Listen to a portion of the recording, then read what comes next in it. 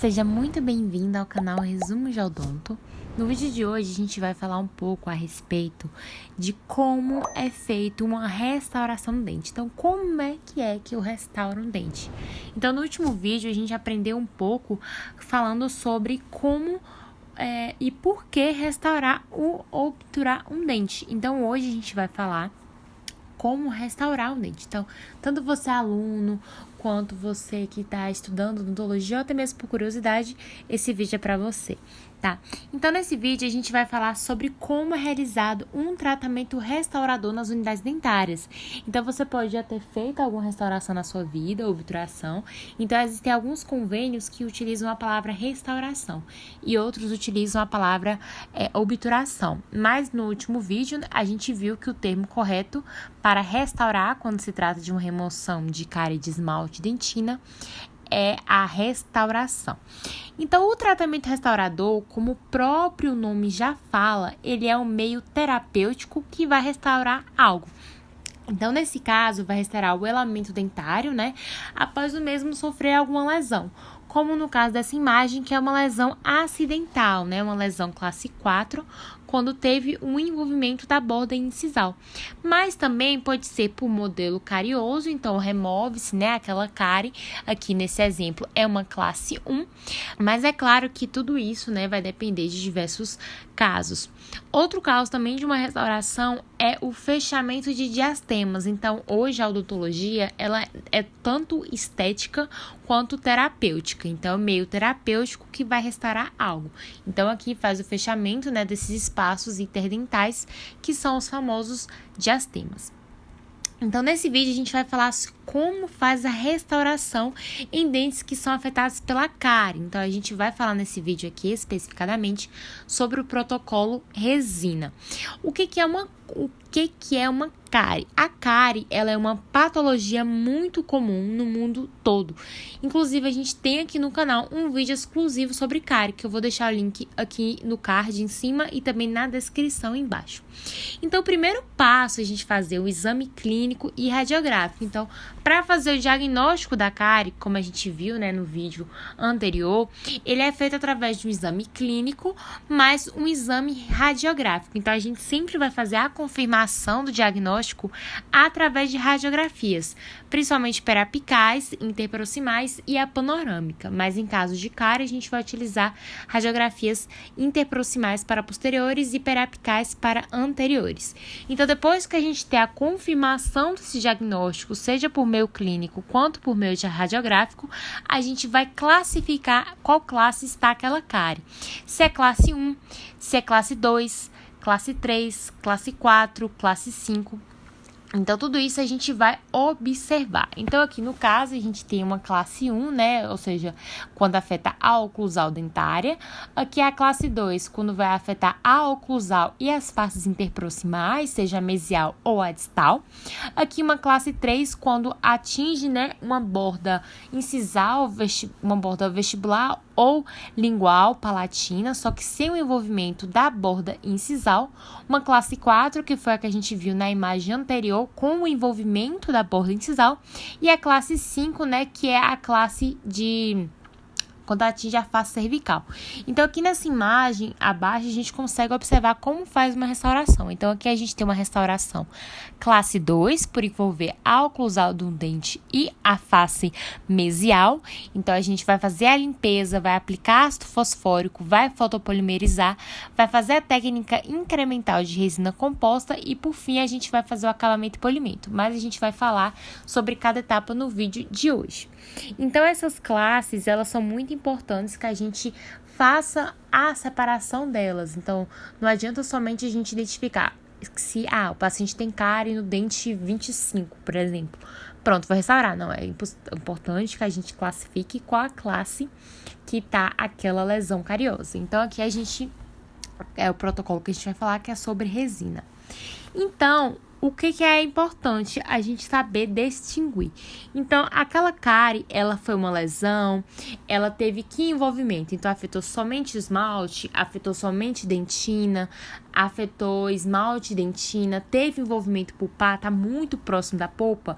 O que a gente vai optar por ser esse método, esse meio de tratamento? A gente vai fazer uma restauração, ou a gente vai fazer um tratamento expectante, ou então a cárie tá muito avançada, já chegou na polpa, a gente tem que fazer um tratamento de canal. Então, tudo isso ele é avaliado, né, antes da gente fazer a restauração. Então, no último caso, né, que é quando tem envolvimento pulpar, a gente vai avaliar, né, minuciosamente para observar se precisa encaminhar para o endodontista. Então, muitas vezes, quando você pode estar atendendo na sua clínica, você é clínico geral, essa parte especificamente é sempre bom a gente encaminhar para um profissional especializado. Inclusive, a gente tem aqui no canal uma playlist intensa, bem extensa, né, na verdade, sobre endo. Então, agora a gente vai falar um pouco a respeito do protocolo resina composta. Então, qual é o protocolo que a gente faz? Então, em alguns casos, quando não precisa de tratamento expectante, né, o tratamento expectante, para não ficar muito longo esse vídeo, eu vou deixar também aqui no card um link sobre o tratamento expectante que a gente tem aqui no canal. E, modéstia à parte, o vídeo que dá pra gente entender super sobre como faz o tratamento expectante. Mas aí não vai fazer tratamento expectante, então vamos optar por fazer o protocolo resina composta. Então, o primeiro passo, a gente vai fazer uma profilaxia. Então, diagnosticou que o paciente tem cárie através do clínico e radiográfico, vamos fazer uma profilaxia inicial, porque às vezes com a radiografia pode ser, ou até mesmo se não utiliza a radiografia, o cirurgião dentista, aluno, ele pode pensar que seja uma cárie, mas na verdade é uma sujeira. Então, vamos fazer uma limpeza, né? É muito importante que seja feita em todas as faces do elemento dentário, na vestibular, como é o caso da imagem, na lingual, na mesial, distal. E depois disso, né, a gente vai fazer a secagem dos elementos dentários, então é muito importante fazer a profilaxia tanto antes do diagnóstico quanto após o diagnóstico. Então, não vai gastar muito seu material, a pasta profilática é barata, escova de Robson, você compra de R$1,50, então vale a pena a gente estar investindo nisso pro bem da saúde do nosso paciente. Então, limpou, secou com a seringa tríplice e depois disso a gente vai fazer um isolamento absoluto ou relativo.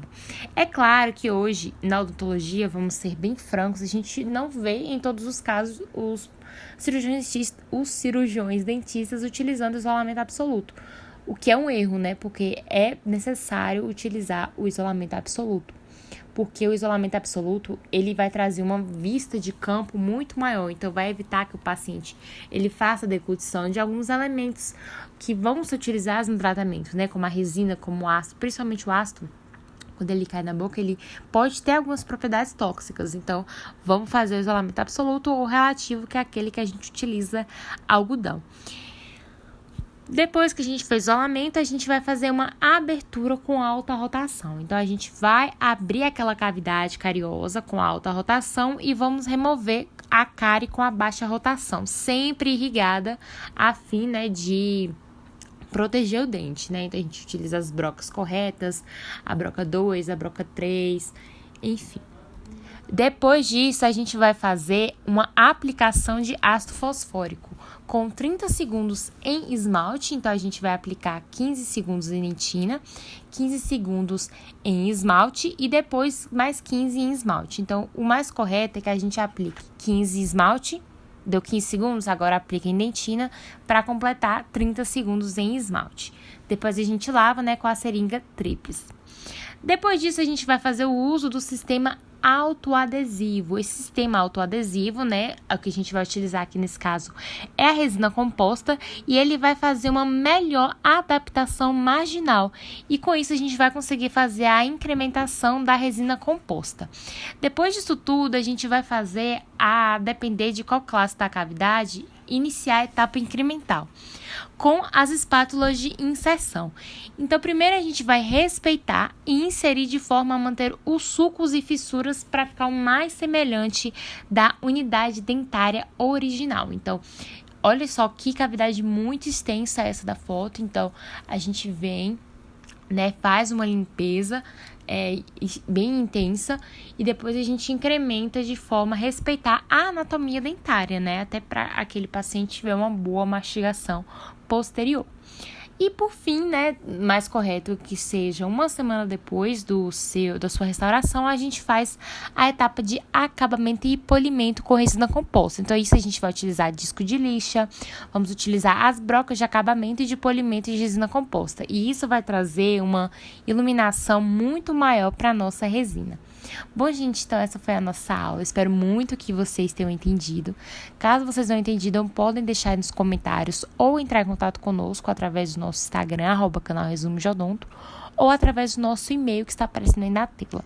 Então é isso, não esqueçam de se inscrever no nosso canal, ativarem os sininhos e deixar o like aí se você gostou. Então é isso, muito obrigada por ter estado até aqui e valeu!